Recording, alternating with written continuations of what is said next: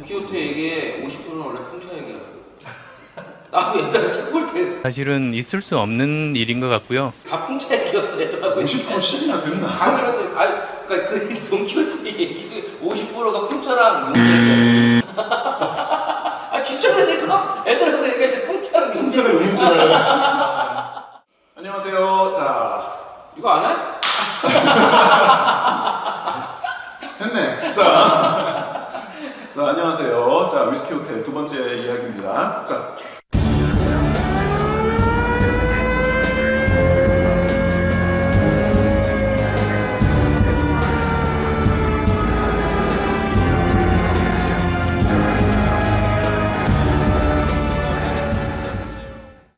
조금 시간이 지났죠? 저희들 같은 경우에는 한 주가 지났어요.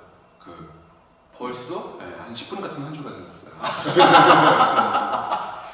옷을 제가 못 갈아입었어요. 나 일주일 내내 이거만 입네. 냄새나서 미치겠어요 지금. 다시 한 번 또 90년대 얘기를 좀 하려고 그래요. 원래 했던 이야기. 미국 게임 중에서 그 당시에 한 시대를 풍미했던 장르가 있었어요. 자, 근데 우리가 원래 그 얘기가 저번 주에 우리가 했을 때가 그 얘기를 하기 전에 우리 임 PD님께서 자기도 90년대 때 생각했던 게 있다. 그건 이제 다음 시간에 해야지. 그런가? 아직 얘기 시작도 못했어요. 90년대 게임 하는 얘기 해야 돼. 시작도 안 했어, 시작도. 내가 봤을 때 게임 얘기하는데 자꾸 미국 얘기 들어가고 이러다 보니까 우리가 모르는 게임인 것 같아. 좀 그런 게임이 많이 들어가요. 미국 게임이면 뭐가 있어요? 나는 우리 세대는 원래 미국 게임은 뭐 블리자드 막 이런 거밖에 모르는데. 을파쇼님의 그 당시 미국 게임이라 그러면 오락실에서 그 자동차 이렇게 하는 거 이제 미국 느낌이 좀 아, 그거는 미국 게임이 아니라 저기 세가.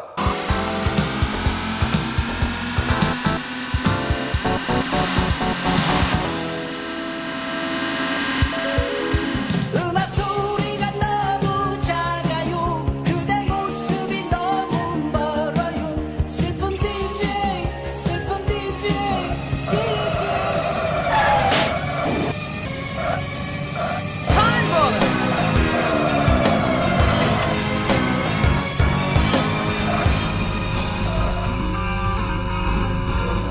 다운로드 시리즈라고 해가지고 나온 거고 그리고 뭐 타이토에서 폴리곤으로 만들었던 게임들이 좀 있는데 그건 다른 얘기고 저기 을파쇼님이 그 당시에 했던 미국 게임 같은 경우에는 참 대중적으로 많이 팔리긴 했는데 차마 드러내놓고 말을 못했던 스트릿 포커 시리즈라든지 예.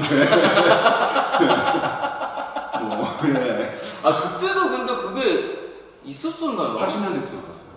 디지타이즈 그러니까 내가 말하는 거는 정식으로 출시가 돼가지고 됐을 리가 없죠. 그래서 다 블랙마켓 통해가지고 하이텔에서 이렇게 게임 다운로드 받으면서 했던 그러면 거기 바이러스 섞여 있어가지고 넣었다가 컴퓨터 날려먹고 막 그래가지고 뭐 동생이랑 아빠한테 막 뒤통수 쳐맞고 막 그랬던 그런 있는데 저 같은 경우는 물론 스트릿 포커도 했습니다만 저는 안 했어요. 스트리트 테트리스. 프린세스 메이커 하시고 건전한 게임은 건전하지 않아지는 방법을 막 발견하시고 그 땅따먹기도 스트립 있었나요? 그쪽 방향으로는 또 MSS를 또 빼놓을 수가 없는 어쨌든 근데 나중에 우리 진짜 게임 들어가면 너무 재밌는 얘기가 많아갖고 테트리스 얘기도 안 하고 테트리스 이게 또 저작권 얘기까지 나오면 진짜 재밌거든요. 파고들면은 원래 궁전도 그 러시아 궁전이잖아요. 그 저작권 얘기하면 나중에 진짜 재밌을 것 같아요. 게임 가면 되고 진짜 재밌게. 제가 그때 미쳤던 게임 같은 경우에는 어떤 게임이냐면 그런 게임들 혹시 아세요? 플라이트 시뮬레이터 시리즈? 그건 모르겠네. 비행 시뮬레이션이에요. 저 되게 좋아했어요. 그래? 되게 뜻밖인데? 왜냐면 빠져드는 것 같은 느낌이 들어가지고 아니에요. 그 소리 정말 이렇게 이렇게 운전하면 이막 아, 계속 들어가는 거 돌려. 있잖아요. 드라이빙 시뮬레이터를 좋아하셨던 것 같고 저 같은 경우에는 진짜 뭘 좋아했냐면 진짜 그 전투기 시뮬레이터. 뭔지 알아요. 예. 버튼을 엄청 많이 해야 예. 되고. 예. 그 정식본을 사잖아요. 그러면 매뉴얼이 책 한 권이에요. 거짓말이 아니라 보통 한 300페이지 좀 얇다 싶어도 한 200페이지짜리 책 한 저는 권을 그거 주고 왜 하는지 이해가 안 갔어요. 나는 그때 1942 이거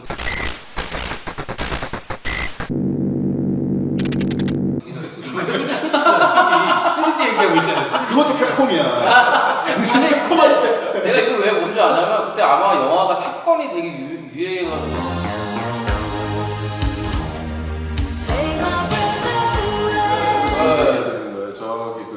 7년의 탑건의 성공이라든지 그리고 사실 그 당시에 이제 그 컴퓨터가 가정용 컴퓨터가 이제 전국에 미국을 중심으로 쫙 팔리면서 그러면서 플라이트 시뮬레이션 게임들이 되게 많이 나와요.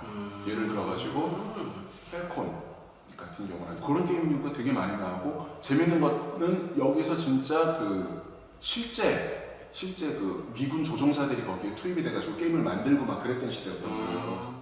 그 붐이 80년대 후반에 살짝 붐이 트면서 그러면서 이제 언제까지 가냐면 90년대 중후반까지 가요. 기술력이 계속 발달하고 있으니까 기술력도 발달하고 더 좋아지고 디테일해지고. 지금 보면은 아우 저게 뭐야? 그치. 지금 세대 분들은 아마 그렇겠지. 그 당시에는 부대 마크 찍혀 있어도 애들이 열광을 했어요. 우와 하면서. 그거 생각하니까 또 그것까지 생각나네. 그 에어리어 88. 네. 굉장히 디테일하게 만들.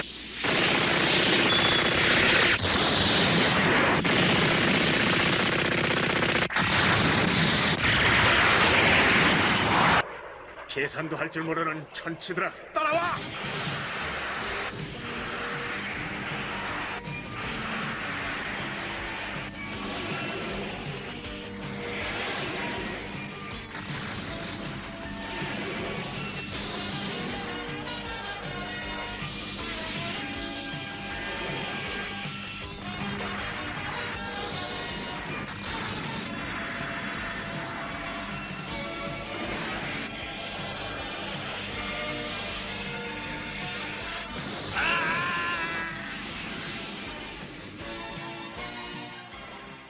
지금은 뭐 허접하다고 하겠지만 그때 당시에 뭐 거의 혁명 수준이었던 지금 거죠. 에어리어 88 애니메이션은 지금 봐도 상당히 괜찮아요.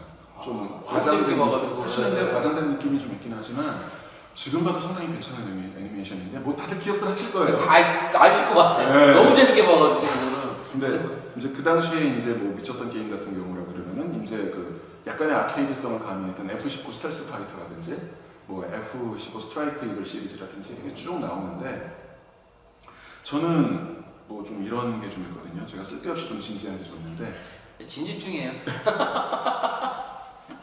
저보다 조금 더 한 것 같아요. 심해요. 갑자기. 갓을 갖다 주세요.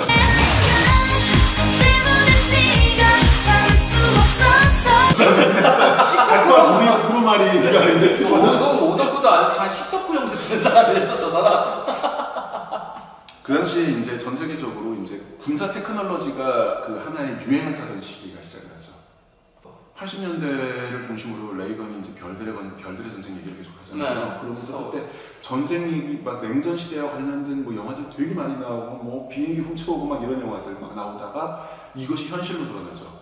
미국과 소련이 싸운 게 아니라 소련이 무너지고 난 다음에 미국이 폭탄이 남아도니까 이라크가 됐다고 했죠. 테러 진압하는 거였거든요. 아 그거는 테러 진압도 아니었어요. 그냥 뭐였냐면은 전 세계에 있는 훌륭한 전투기들과 탱크들이 모여들어가지고 이라크라고 하는 땅에다 그냥 폭탄을 들이다 때려가고요.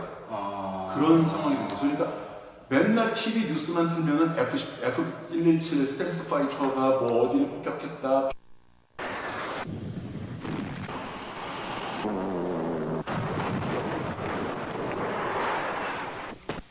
사개국 전투기 1000여 대가 이라크에 대해 전격 대공습을 감행했습니다. 비프가 나와서 어디를 폭격했다. 뭐 F-15, F-16이 어디를 폭격했다. 뭐 그런 얘기 나오는데 이것도 부족해가지고 이제 어디야 유럽 전투기들 나와가지고 뭐 토네이도가 어디를 폭격했다. 해리어도 떴다. 뭐 이런 얘기만 나왔잖아요. 그래가지고 그렇게 계속하니까 사람들이 어떻게 되냐면은 전투기의 브랜드 자체를 어떤 자동차 브랜드처럼 캐릭터성을 갖고 인식하는 시대가 온 것 같아요. 저는 그 영향이 지금까지 가고 있다고 봐요. 한 20년, 30년 동안 차세대 자주포 사업이라든지 차세대 전차 사업에 대해서는 이렇게 언론에서 비치는 스팟라이트가 그렇게 세진 않았어요.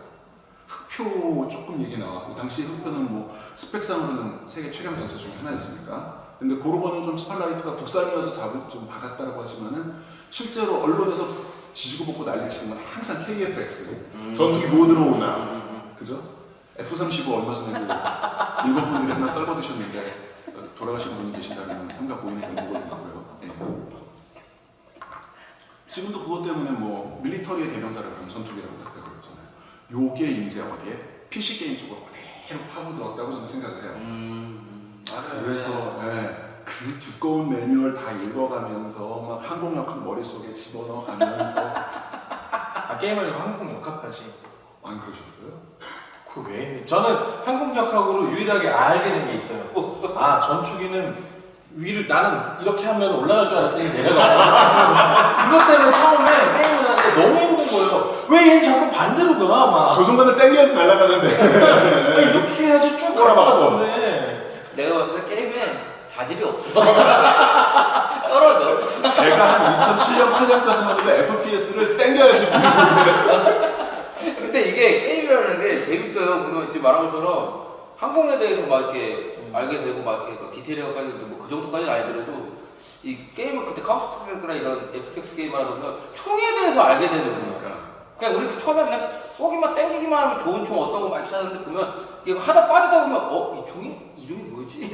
이름을 다 알게 되는 그렇죠, 거야. 이 신기하더라고요. 그러니까 그 얘기를 드리는지만 잠깐 말씀드리면은 그 당시 그 89년에 나왔던 F-19 스텔스 파이터가 복사를 하면 안 되니까 당시 이제 매뉴얼에다가 암호를 적어놨을 때예요. 몇 페이지를 펴면 무슨 암호다 그런 식으로. 근데 F-19 스텔스 파이터 같은 경우에는 이제 암호를 어떻게 만들었냐면은 이 전투기의 이름은 뭐게 하고 물어봤던 거예요. 근데 저는 그 당시 이제 매뉴얼 없이 불법 복제본을 다 알아버렸고 나중에 그때 안 통한다는 걸 이 사람들이 알게 된 거죠. 그 전까지만 해도 사람들에 대해서 데이터가 없었으니까 이게 어느 정도냐면은 87년에 나왔던 탑건 영화 같은 영화 있잖아요. 거기서 이제 미그 28이라고 하는 가상의 적기가 F-14랑 다이다이를 뜨는데 그 미그 28이 사실은 제공호예요. 지금 보시면 아실 거예요. 엄밀히 말해서 제공호는 아닌데 제공호랑 같은 비행기예요. 미국 애들도 그 전투기에 대해서 몰랐던 게 노드롭사에서 그거는 그 개발도상국을 위해 가지고 저가형으로 만들어서 팔았던 거예요. 그러니까 미국에서도 그게 조금 익숙치 않았고 사람들이 모르고 그냥 넘어갔던 그런 시기였어요. 그러면 전투기에 대해서 뭐 아는 게 진짜 좋아하는 사람만 좋아했고 막 그랬던 시기였으니까. 근데 그게 어느 순간인가 미국 국회의원부터 해가지고 쫙 다 퍼지게 됐던 그런 시기였죠.